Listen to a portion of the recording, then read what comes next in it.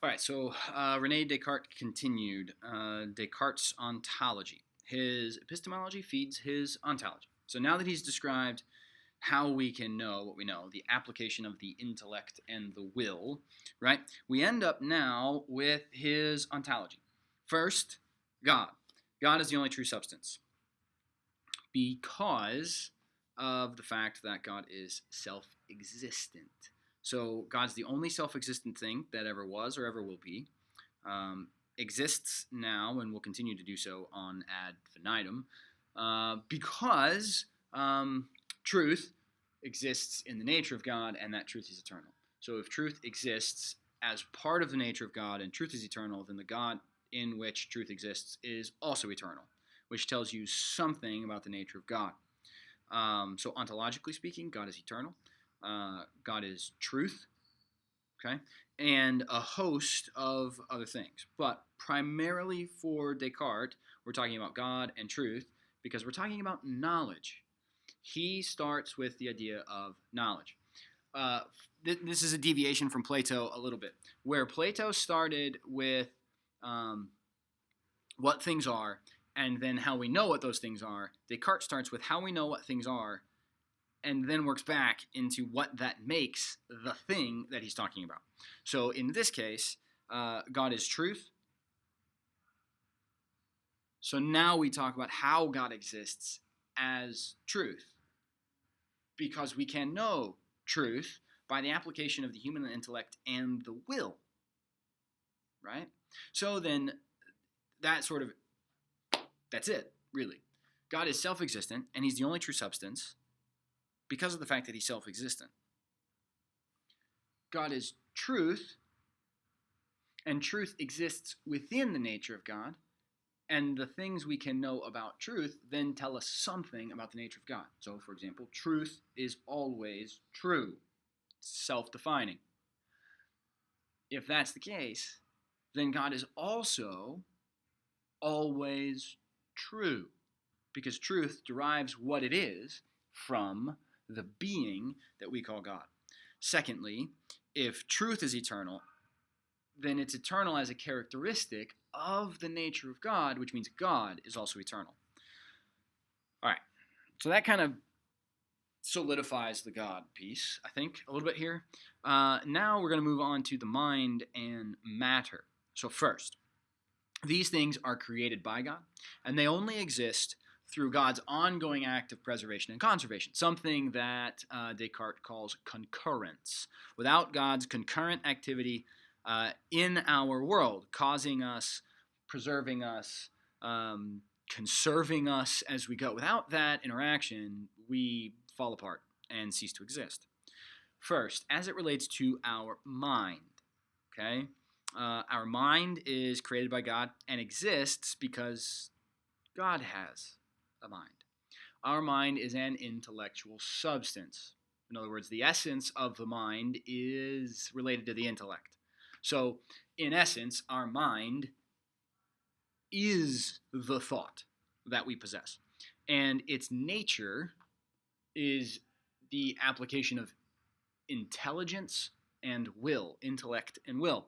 So the intellect deciphers concepts, ideas, and things. The will makes judgment about whether or not those things are actually true. And this is the essence of the mind, to think this way, to take in intellectual information and make cognitive judgment about the truth and the validity of those concepts and things. So then he says the intellect, as part of the mind, the intellect is pure reason, independent of the senses. It simply takes in information. It's independent of the senses and sense perception or imagination. So it's pure reason. It takes in information from the senses, but it is independent of those senses. And so really the intellect is like a filter. We take in information, pass it through the intellect that is pure reason, and that gives us the concept, the thing, the actuality that we're ready to talk about. And then we apply the will, okay, which makes judgment based on a handful of things. desire, aversion, assertion, denial, doubt, etc. And all of these things require the intellectual content first, but they are what make judgments. Now, here's the problem for Descartes. The intellect is pure, the will is not. So the information we take in can be pure, can be right, can be accurate, can be good. The judgment that we make can be flawed because our desire, our aversion to pain, for example, our assertions, our doubts or denials of certain things, those judgment calls based on that intellectual information we have, those things can be flawed. And that means then that you could actually reject something that is truth because your will doesn't work properly. Okay? Thought is conscious, and all thought is conscious. In essence, you cannot think without being aware that you're thinking. Right? I think, therefore I am. And that's the proof that we are, that we exist, that we can think these things out. So the fact that I'm aware of the fact that I think is what informs my consciousness and makes me a conscious being, right? Metacognition. I can think about what I think about and the way I think about it. That's what Descartes is doing here. He argues that this kind of awareness of our ability to think consciously demonstrates that we can actually do this. And so we take in pure, reasonable, rational information through the perceptions that we make. We apply the will to discern truth or falsity. But the will can go sideways. However, the fact that I can still think about the fact that I think, and I can offer proof that I think, is evidence that we can still do pure reason. Okay? It may not solve our problems of the will, but it at least allows us in perception to talk about the thought that we have. Okay? So, in distinguishing between thoughts possessed of a conscious mind and thoughts of which we're aware but don't fully understand, he opens up a space for conscious thought that we don't notice or remember. Really, so you can have a conscious thought that in the moment you're not paying enough attention to remember it later. So he allows for these kind of unnoticed or undocumented things in the intellect that we would talk about then as unconscious. Freud's going to definitely pick up later and talk about the subconscious or the unconscious mind. Descartes says cognitive and moral errors result from human freedom. God provides us with a will, and our wills are intrinsically free to make judgments about the intellectual information we take in. However, because we have this free will, there is no difference in the degree of our freedom and God's freedom when we're talking about the freedom of the will. Human beings, however, don't have an infinite intellect like God does. We have a finite one.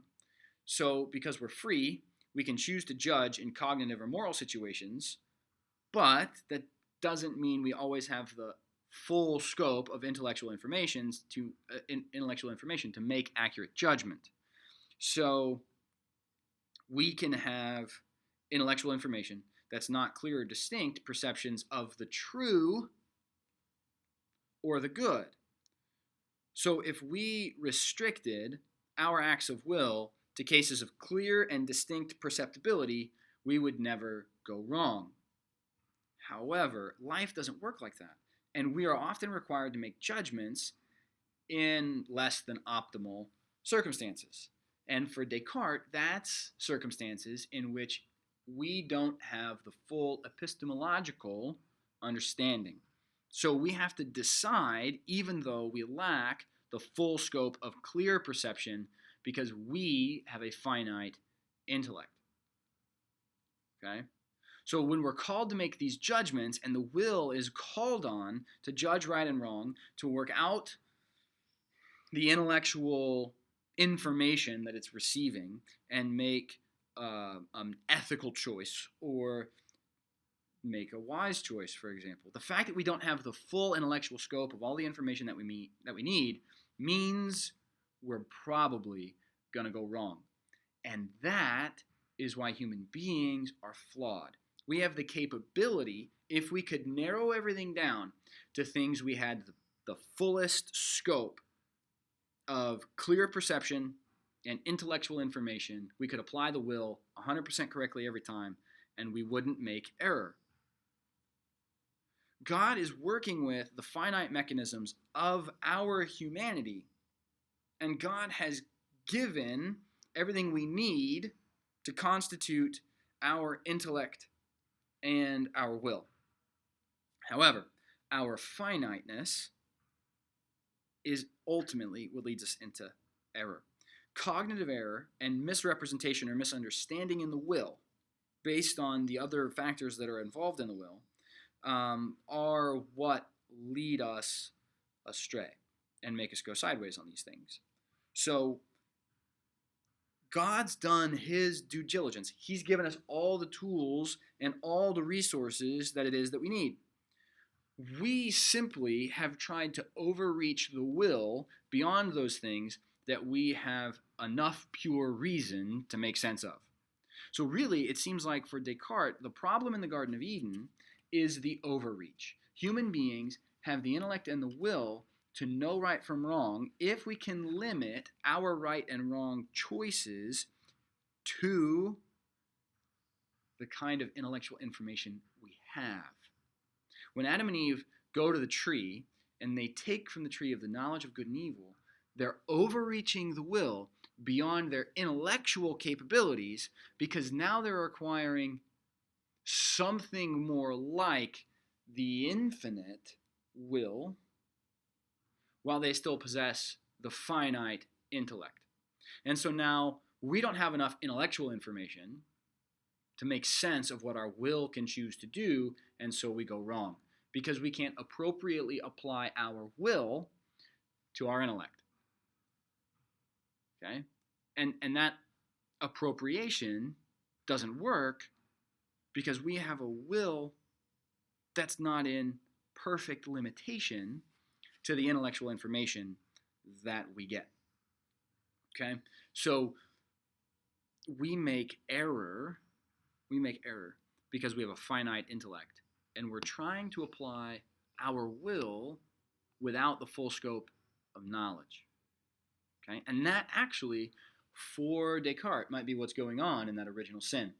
We've reached beyond the package that God created for us in intellect and will perfectly paired together. And when we reach for the tree of the knowledge of good and evil, we've overreached the human will. And now that free will, just like the nature of God's will is free, can do more than our intellect is capable of handling.